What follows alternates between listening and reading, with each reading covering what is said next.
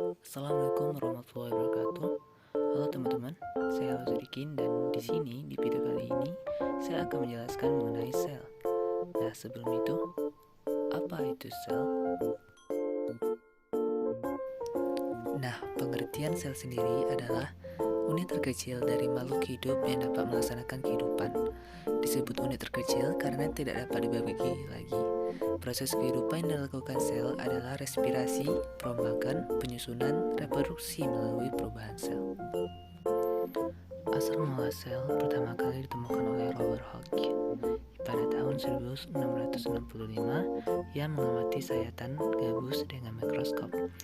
Lalu penelitian itu juga dilanjutkan oleh Louis Pasteur pada tahun 1859 sampai dengan 1861 yang memperkuat konsep sel dengan percobaan mikrobiologi. Nah, untuk mengamati sel sendiri harus menggunakan mikroskop. Mikroskop dibagi atas dua, yaitu yang pertama mikroskop cahaya, yang kedua mikroskop elektron. Dan juga ada beberapa jenis sel. Dua diantaranya ialah yang pertama prokaryotik dengan ciri-ciri hanya memiliki membran plasma, tidak memiliki membran inti endomembran, dan dimiliki oleh sel bakteri.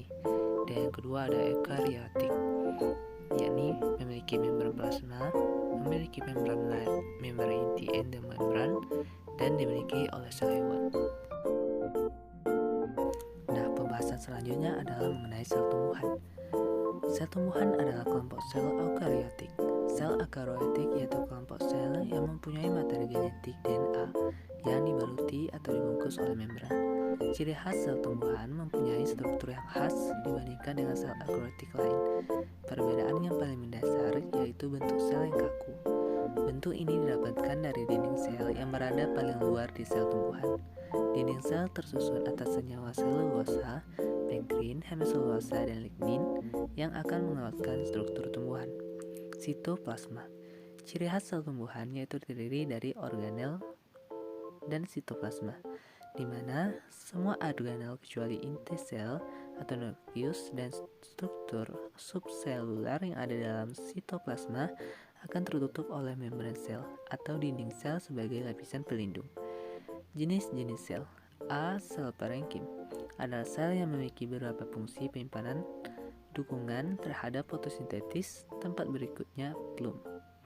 B. Sel epidermis. C. Sel koenkim. D. Sel sklerenkim. E. Sel xilem. F. Sel plum. Nah, berikutnya sel hewan. Penelitian sel hewan adalah suatu bagian organel terkecil yang memiliki selaput tipis dan di dalamnya terdapat larutan koloid yang mengandung senyawa kimia. Keunggulan, sel ini memiliki keunggulan yaitu dalam membuat duplikat secara mandiri dengan cara pembelahan sel. Senyawa, dalam sel terdapat senyawa yang sangat penting dalam proses pembelahan sel maupun fotosintesis.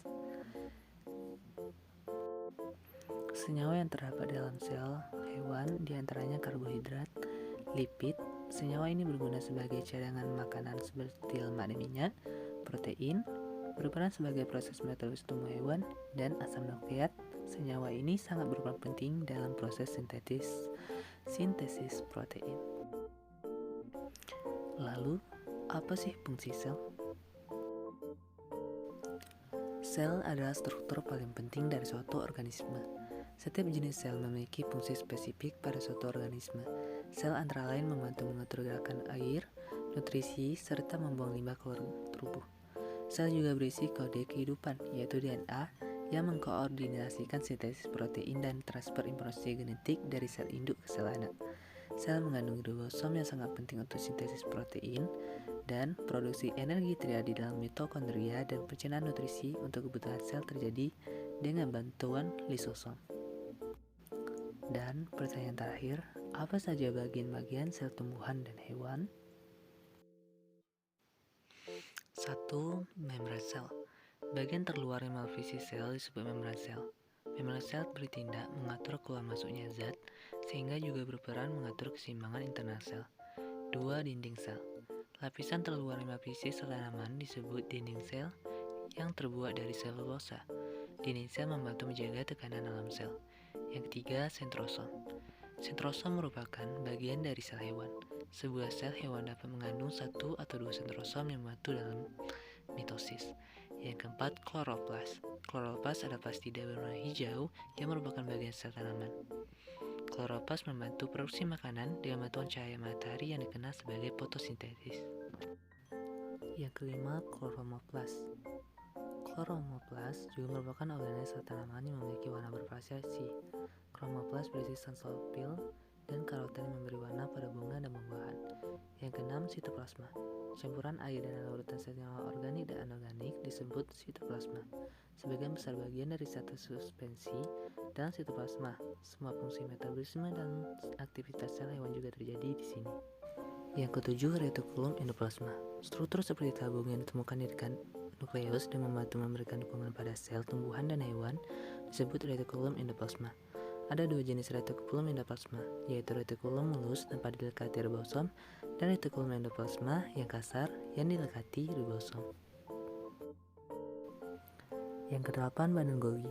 Badan Golgi adalah struktur vaskular datar yang tertumpuk dari satu di atas yang lain. Bagian sel ini mengeluarkan dan menyimpan hormon serta enzim yang membantu dalam transportasi keluar dari sel. Yang kesembilan, leukoplas. Leukoplas merupakan organel sel tumbuhan yang membantu penyimpanan pati atau tepung. Yang ke-10, lisosom. Lisosom merupakan bagian dari sel hewan yang berbentuk kantung selaput dan menjadi bagian dari badan Golgi yang mengandung berbagai enzim.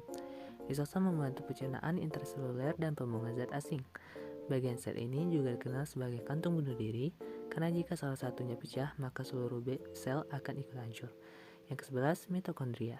Mitokondria memiliki dua lapisan membran dengan membran bagian dalam berlipat dan membentuk kristal.